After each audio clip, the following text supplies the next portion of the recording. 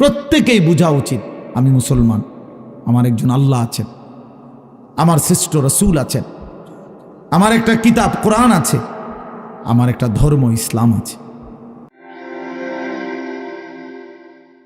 চারটি সর্বশ্রেষ্ঠ নিয়ামত আমার আছে।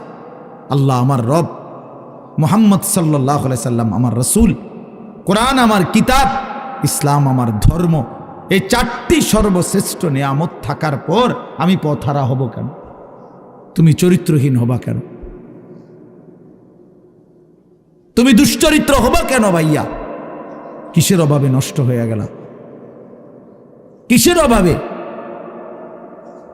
খোদার 365 দিনের এক বছরে তোমরা যেই ছেলে কোনোদিন ফজরের নামাজ পড়লা না, প্রিয় ভাই ইনসাফের সাথে বলো এটা মুসলমান? মুসলমানের বাচ্চা তো নিকৃষ্ট হয়। তুমি কোনো মায়ের ঘরেও জন্ম নিছো, মুসলমানের ঘরে? 365 দিনে খোদার এক বছর কোনোদিন মনে পড়লো না ফজরের নামাজের কথা? মুসলমান এত বড় গাদ্দার হয়? মুসলমানের বাচ্চা এত বড় নাফরমান হয়? আহা, আফসোসের বিষয়। ওই মা যে 2 বছর দুধ পান করাইলেন এই জন্যই, মা যে 9টা মাস পেটে ধারণ করলেন এই জন্যই। এক মা তার সন্তানকে বুকে ধরায়া দুধ পান করাইছে 2 বছর, এই আশায় যে 16 বছর বয়সে আমার ছেলেটা দিন রাত উলঙ্গ ছবি দেখবে, নারী আর ছবি আর মাতালের মতো জিন্দিগি কাটাবে। এই ছিল মার স্বপ্ন, এই ছিল মায়ের গর্ভে ধারণ, এর উদ্দেশ্য। ইনসাফ করো ভাইয়া, ইনসাফ করো দয়া করে। দোস্ত, তোমার ভালো তোমাকেই বুঝতে হবে, তোমার কল্যাণ বুঝার তোমাকেই বুঝতে হবে। এই পৃথিবী স্বার্থপর, স্বার্থপর এই দুনিয়া। কেউ কাউরে মনে রাখে না, কেউ কাউরে মনে রাখে না, কেউ কাউরে মনে রাখে না। এই দুনিয়া, আমার যেদিন মৃত্যু হবে সেদিনও পৃথিবীতে আলো উঠবে, সূর্য উঠবে। এই রং তামাশার এই দুনিয়ার ব্যস্ততার এই ফুর্তি চলতেই থাকবে, কিন্তু আমি কবরে চলে যাইতে হবে। এই জন্য আমাদের প্রত্যেকেই এটা ইনসাফের সাথে ভাবা উচিত। অনিবার্য এক বাস্তবতা, প্রিয় ভাই, চিরন্তন এক সত্য যে আমাকে মরতে হবে। পৃথিবীর কোনো যুক্তি, কোনো বিশ্লেষণ, কোনো শক্তি, কোনো ক্ষমতা, কোনো বাহাদুরি দিয়েই যেহেতু মৃত্যুকে আমি আড়াল করতে পারবো না, কবরকে আমি ঠেকাইতে পারবো না, অতএব যেই পরিস্থিতির মুখোমুখি আমাকে হতেই হবে, বুদ্ধিমান বিবেকবান উচিত সেজন্য নিজে প্রস্তুতি নাও। যেহেতু কবরে যেতেই হবে আমাকে, কোনো যুক্তি নাই বলে আমি বুঝি নাই, না না বুঝলেও মরে যাবে, খেয়াল না করলেও মরে যাবে, হাসলেও মরণ, কাঁদলেও মরণ। সুখের অট্টালিকাতেও মৃত্যু হয়, জীর্ণ কুঠির কুড়ে ঘরেও মৃত্যু হয়। জীবনে যে কোনোদিন সুখ দেখে নাই সেও মরে যাবে, জীবনে যে কোনোদিন দুঃখ দেখে নাই সেও মরে যাবে।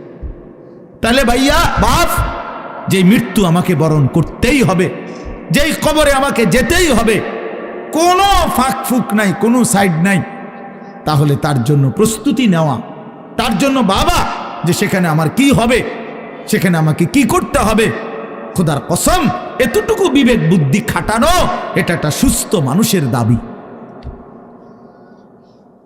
সুস্থতার দাবি, এটা ইনসাফের দাবি, বিবেকের দাবি।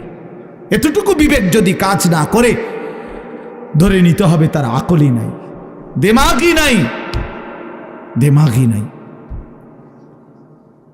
এজন্য কুরআনুল কারীমে আল্লাহ তাআলা বলছে নাফরমানের দিল আছে কিন্তু কিছুই বোঝে না, নাফরমানের কান আছে শোনে না, চোখ আছে দেখে না। এজন্য আল্লাহ তাআলা বলছেন উলাইকা কাল আনআম, নাফরমান এক ধরনের জানোয়ার। প্রত্যেক পাপী হলো এক ধরনের জানোয়ার, নাফরমান জানোয়ার বেটা। আনআম চতুষ্পদ জন্তু, কারণ যার বিবেক কোনো কাজ করে না, বানানেওয়ালাকে চিনে না, সে চিনল কি? সৃষ্টিকর্তাকেই যে বোঝে না, খোদার কসম সে কিছুই বোঝে না, কিছুই বোঝে না। যার আল্লাহ নাই তার কিছুই নাই।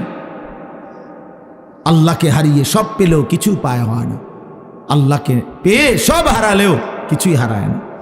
জুতু মেরা তু সব মেরা। আমি এই জন্য অনুরোধ করছি, আলহামদুলিল্লাহ যথেষ্ট বয়ান হয়েছে। আমরা রাত গভীরে ইনসাফের সাথে এই যে কয়জন আমরা বসছি, প্রত্যেকের কাছে আমার কথা এটা, আমরা ভাবা উচিত।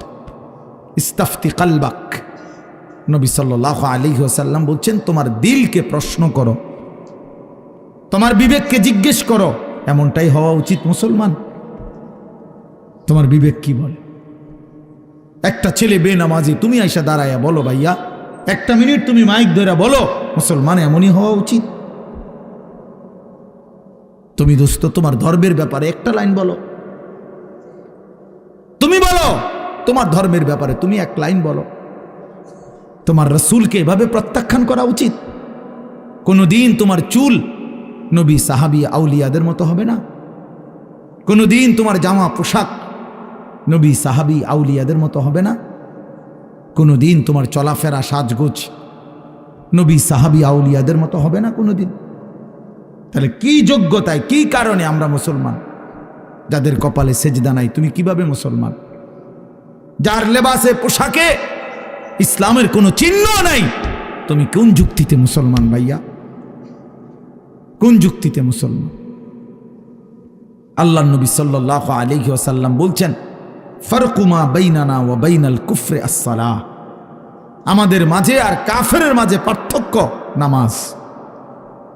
নামাজ মুমিন আর কাফেরের পার্থক্য করে। এটা কি মুসলমান না বেঈমান? এটার প্রমাণের চিহ্ন খোদার কসম ভোটার আইডি কার্ড না, জন্ম নিবন্ধন সনদ নয়, সেজদা। সেজদা এই কপাল দুনিয়ার কোনো কাজে ব্যবহার হয় না। পৃথিবীর কোনো উপার্জনের জন্য কপাল লাগে না। চাকরি, ব্যবসা, ক্ষেত খামার, অটো, সিএনজি, ফসল, দেশ বিদেশ, ভাইয়া ইনসাফের সাথে ভাইবা দেখো, বাবারাও ভেবে দেখেন, এই কপাল কোনো উপার্জনের কাজে ব্যবহার হয় না। উপার্জনের কাজে হাত ব্যবহার হয়, পাও ব্যবহার হয়, মেধা ব্যবহার হয়, যোগ্যতা ব্যবহার হয়। কপাল কোনো কামাই রোজগারের জন্য ব্যবহার হয় না। কপাল রব্বে করিম বানাইছেনই শুধু সেজদার জন্য, শুধু সেজদার জন্য, শুধু সেজদার জন্য, শুধু সেজদার জন্য। এই জন্য যে কপালে সেজদা নাই ওইটা মানুষের বাচ্চা না। যে কপালে সেজদা নাই ওটা মুসলমানের বাচ্চা না, ওটা মানুষের বাচ্চা না। যে জিন্দিগি সেজদাবিহীন জিন্দিগি, ওইটা জন্তু জানোয়ারের জিন্দিগি। কোরআন শরীফে আছে, কোরআন শরীফ স্পষ্ট আছে, সূরা আরাফের মধ্যে আছে। আল্লাহ বলছেন, ওয়াত্তাবা হাওয়াহু ফামাসালুহু কামাসালিল কালব। প্রিয় বন্ধু শুনো মিয়া, আল্লাহ বলছে মনের ইচ্ছা মতো যে চলে, মনের চাহিদার যে অনুসরণ করে। কেন নামাজ পড়ো না? তোমার মন চাইছে দেখে পড়ো না। কেন সারা রাত নারী দেখলা, ছবি দেখলা সারাদিন? তোমার মন চাইছে দেখে। কেন তুমি পেশাব পায়খানার পরে ঢিলা কুলুক টয়লেট পেপার পাক পবিত্র ঠিক মতো হও না? কেন? তোমার মন চাইছে দেখে। কেন তোমার জবানে একবারও তোমার মালিকের নাম উচ্চারণ হয় না? তোমার মন চাইছে। এই জন্য তুমি যা ইচ্ছা তাই করতেছ, কেউ তোমারে বাধা দিচ্ছে না।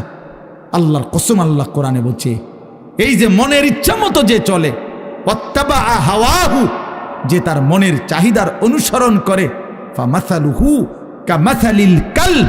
আল্লাহ বলে তার উদাহরণ হলো, তার দৃষ্টান্ত হলো কুত্তার মতো, কুত্তার মতো, কুত্তার মতো, কুত্তার মতো, কুত্তার মতো। এটা ওই জিন্দিগি কুত্তার জিন্দিগি, ওই জিন্দিগি কুত্তার জিন্দিগি, যে জিন্দিগিতে তার মালিকের গোলামি নাই। এই জন্য মনে রাখো, যাদের কপালে ছেলেরা সেজদা নাই, তোর জিন্দিগি কুত্তার জিন্দিগি, মনে রাখিস। আমার নাম মনে রাখিস, আমি বলছি, আমার নাম আনিসুর রহমান, আমার নাম মনে রাখো। ওই জীবন কুত্তার জীবন, যে জীবনে সেজদা নাই। ওই জিন্দিগি জানোয়ারের জীবন, যে জীবনে মালিকের গোলামি নাই, আল্লাহর নাফরমানি যে জীবন। কেন সেজদা দিবা না? তুমি মানুষ না? তুমি জানোয়ার? তুমি কুকুর? তুমি বিড়াল? তুমি শূকর? তুমি সেজদা দিবা না কেন? তুমি এক পবিত্র মায়ের ঘরে জন্ম নিছ, তুমি এক ইমানদারের সন্তান, তুমি কেন সেজদা দিবা না? বলুন বাপ, আপনারা যারা বাবা আছেন, আপনাদের কাছে আপনারা বুঝাপড়া করেন। মুসলমান যদি হয়ে থাকেন, বুঝাপড়া করেন নিজের ছেলের ব্যাপারে। আরে ছেলের বিদেশ পরে বেটা, ছেলের দুনিয়া পরে, ছেলের ঘর বাড়ি বিল্ডিং সোফা ফার্নিচার পরে মিয়া, আগে ছেলের সাথে বোঝাপড়া করেন। তুই যদি মুসলমানের বাচ্চা হয়ে থাকস, কেন ফজরের নামাজ পড়বি না? আমি যদি তোর বাপ হয়ে থাকি, তুই যদি আমার সন্তান হও, তাহলে ইমানদারের সন্তান কেমনে বেনামাজি হয়? ইমানদারের মেয়ে কেমনে বেপর্দা হয়? ইমানদারের স্ত্রী কেমনে বেপর্দা হয়? ইমানদারের সন্তান কেন 24 ঘন্টা আল্লাহর নাফরমানি করবে? আপনি তারে আল্লাহ চিনাইতে পারলেন না, জীবনে কি চিনাইলেন? আপনি তাকে বানানে ওয়ালা চিনাইতে পারলেন না। আহা বন্ধু, করলেনটা কি? আহারে বাপ, কি করলেন আপনি? কার জন্য সোফা বানাইলেন? কার জন্য খাট বানাইলেন? আপনার বানানো খাটে আপনার অসভ্য সন্তান সারা রাত উলঙ্গ ছবি দেখে। আপনার বানানো সোফাতে বসে আপনার স্ত্রী ছেলে মেয়ে রঙিন সিনেমায় নর্তকীর নাচ দেখে টেলিভিশনে বসে বসে। সফলতা এটা? এটা সফলতা? এটা কামিয়াবি আপনার? এটা কামিয়াবি? তো কি বুঝাইতে চাইলেন? এর দুর্বিবেক নাই বাবার? এতটুকু বিবেক হবে না? কোরআন শরীফে আছে সূরা হুদের মধ্যে, নূহ আলাইহিস সালাম ওনার বেঈমান সন্তানের জন্য যখন ডুবে যাচ্ছিল, দোয়া করছিল, ইন্না ইবনি মিন আহলি। এই শব্দটা বলছিল নূহ নবী, আল্লাহ ওই যে ছেলেটা ডুবে যাচ্ছে, এটা আমার পরিবার, আমার বংশধর, আমার সন্তান। এই কদ্দুর কথা শুধু কইছে, এর দূরে শুধু কইছে, আর কিচ্ছু বলে নাই যে আল্লাহ তারে মাফ করে দেন, তারে মুক্তি দিয়া দেন, তারে ডুবানির থেকে বাঁচায় দেন, কিচ্ছু কয় নাই। এই কথা এখানে শুধু কইছে, আল্লাহ ওই যে ছেলেটা আমার পরিবার, আমার সন্তান। মানে মনের আবেগে আর কিছু কইতেছে না। কোরআন শরীফে আছে আল্লাহ তাআলা কোরআনের আয়াত নাজিল করছে, আল্লাহ ওয়াহি নাজিল করছে, ইয়া নূহ, হে নূহ, ইন্নাহু লাইসা মিন আহলিক, সাবধান, ওটা তোমার সন্তান না। সরাসরি কোরআন শরীফ, এটা তোমার সন্তান নয়। ইন্নাহু আমালুন গায়রু সালিহ, এটা বেআমল, গায়রু সালেহ। আমলে সালেহকে কি বলে? নেক আমল বলে। তাহলে আমলে গায়রে সালেহ এটাতে কি বলে? বদ আমল। এটা আপনারা বুঝছেন না কথা? এটা সহজ কথা। আল্লাহ বলছে ও বদ আমল, ও নাফরমান, অতএব আপনার সন্তান না। এজন্য আমি পরিষ্কার ছেলেদেরকে বলি, বাবা তোরা যারা বেনামাজি, তুই মুসলমানের সন্তান না। মনে রাখিস বেটা, তুই লাওয়ারিস, তুই বেওয়ারিস, তোর কোনো মা নাই, তোর কোনো বাবা নাই, তোর কোনো পিতৃ পরিচয় নাই। মোবাইলের ওই নর্তকী তোর পরিচয়, মোবাইলের ওই উলঙ্গ নারী তোর পরিচয় হইতে পারে না।